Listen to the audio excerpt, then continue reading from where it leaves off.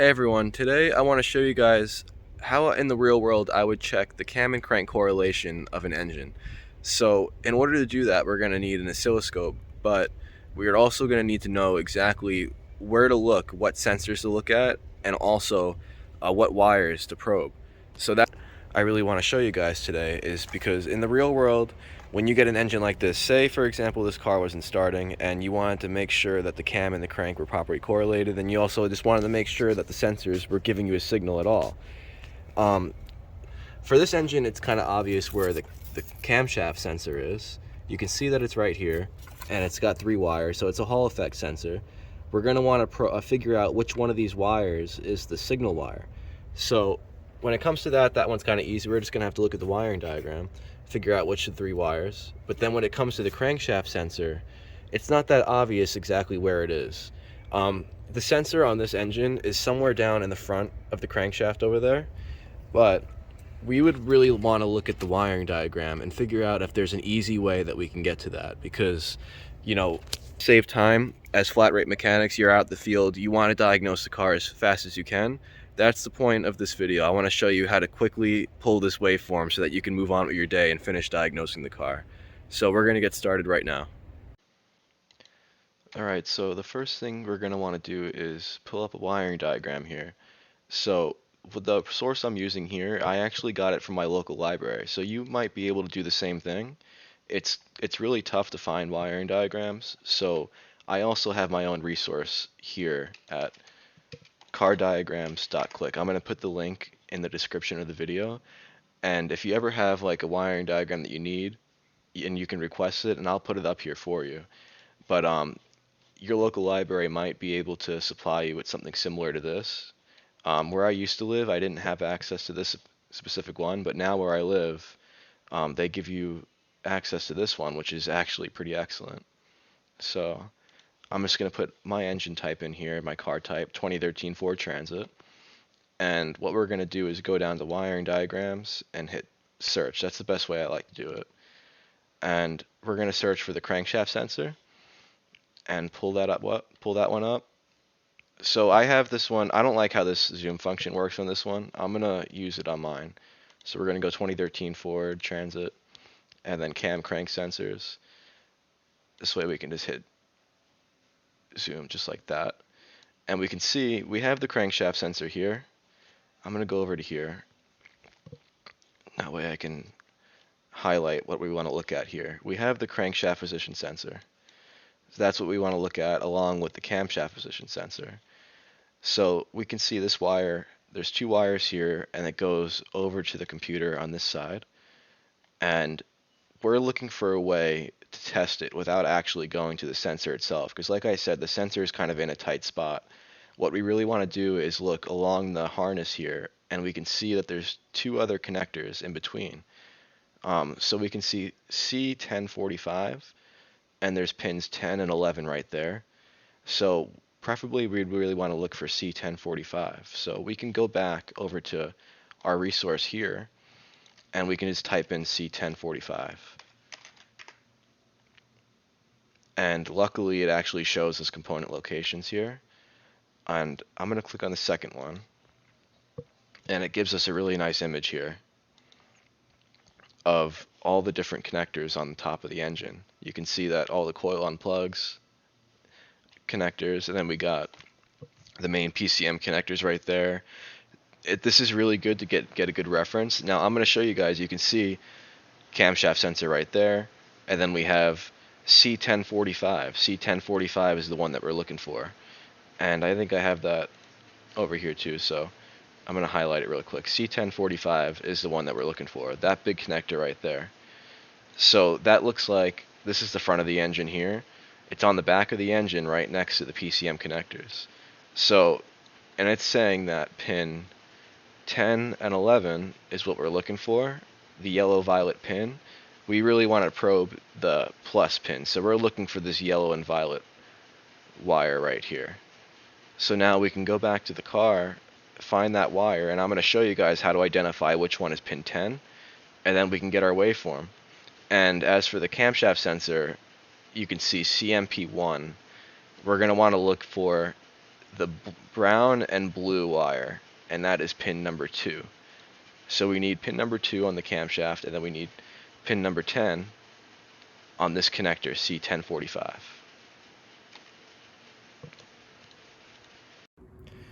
We're going to be using these back pinning probes today, and I'm going to show you guys how I hook these up to the harness safely. But here we are towards the back of the engine here, and we can see that we have the 2 PCM connectors we were looking at, and right next to it was that connector 1045. So it really looks like it's this connector right here. So what I'm going to do is put the camera down for a second and get this connector disconnected here. So there's a tab right there. You're going to push on that and you're going to unplug it. So if I was actually looking for a problem, I would be making sure that there's no corrosion on either side of the connector. You can see that we're good. And another test you can do is actually test for pin tension. See, those are female pins there, and you can see that these male pins go into the female pins. Now, what would happen if the female pin was just too loose inside? It wouldn't be able to make contact with the male pin, and therefore electricity would not flow through it. So there are tools that you can use. Unfortunately, mine is at my job right now. I really would love to show you guys, but it really is just a male pin like that, and you just stick it in and out and just make sure that you feel some sort of drag. Otherwise, the pin itself would actually be the reason why your sensor isn't reading properly. So now what I'm going to do is show you guys how I identify what wire is what. Now, it doesn't always show you pin numbers, so you have to kind of go by color sometimes, and sometimes it'll just show you one number, then you count off from there. And in this case, you can see the number 2 right there. And then under it, you can see the number 10. The number 10 is next to this blue wire, and the number 2 is next to this purple wire. But what this means is that the purple wire is actually pin number 1. So pin number 2 is actually that empty socket. So we're gonna count over from the purple wire and count that as 1. So we're gonna go 1, 2, 3, 4, and then you're gonna go all the way to the other side. And then what's going to happen is the blue wire is actually going to end up being pin number 9. And then pin number 10 is what we're looking for, and it just happens to be the yellow and violet. And then the next wire, it looks like it's green and brown. So we're going to want to pin that yellow and violet wire right there. So what I'm going to do is hook this back up here just a little bit. Get the back pinning probe, and you want to get as close to the wire as you can. You don't want to try to damage like the insulation. It's hard. You can't actually see the insulation on this one, unfortunately. So I'm going to show you guys a better example on the camshaft sensor. But first, I'm just going to get this hooked back up, and we're hooked back in, and I'm just going to push in our probe into the back of pin number 10 there. So I think we're in there pretty good. And now we have to get the camshaft sensor. So we can see the camshaft sensors right here, and it's the second pin. It's the middle pin, and you can see on this one the weatherproofing a little easier. So what you're gonna wanna do is just get it as close to that as you possibly can and just push it in alongside it. And this one's not going in that much. So I think we're in already. So that's it. So now we have the camshaft reading there, and then we have the crankshaft reading.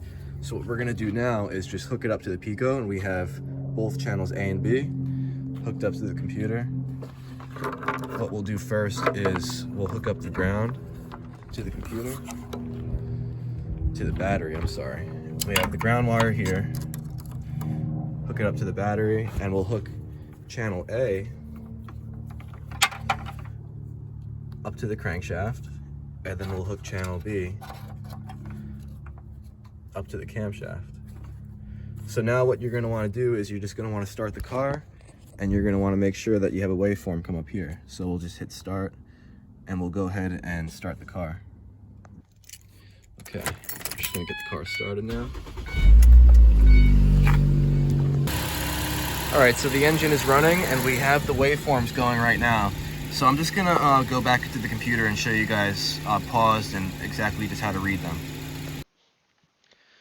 Alright, so here is the waveform that we pulled from the car, and the first thing you're going to want to do is we can just zoom in and look at the waveform itself, and you can see that it looks nice and even. You want to look for any abnormalities, like anything that maybe it just drops out, and then that's when you have a problem. So you'd want to look into the sensor at that point, but both of our readings here look pretty good. So the next thing I want to show you guys is the correlation. So you can see here that there is a gap, that you can see that this looks different compared to the rest of the waveform, and then it looks different again. Every time you see this gap is 360 degrees of the crankshaft. So what we're going to want to do is we can hit the rulers, and the phase ruler function is actually pretty cool because we can put the 0 degree mark right in that gap. And you can see that it lines up just about like right in the middle of this reading here. Then what we can do is put the 720 degree one at the second gap, which is 720 degrees. And you can see that it lines up again right in the middle of this square. So this is actually 720 degrees of the crankshaft, but it really is only 360 degrees of the camshaft. So this looks great, and you would compare this. This is a known good reading now, so I would save this and use this in the future if I ever had a similar engine where I was comparing the two. But this is what a known good cam crank correlation waveform looks like for a 2-liter Ford engine. And again, I just want to show you guys my resource that I have here. This is my website, and if you have any requests, I'd be more than happy to put in a wiring diagram here for you. But I'm just trying to slowly put in as many as I can. But yeah, just leave a comment under here, under the channel, and I will add whatever resource you want in here. I'm going to be putting a bunch of other tips and everything I could up in here. But you also have access to ChatGPT, so if you have any questions like, what is the firing order of my engine of 2-liter 2013 Ford Transit? It'll tell you the firing order. Just any question you can think of, you can just put it in here. And yeah, that's about it, guys. Just thank you for watching my video, and have a great day.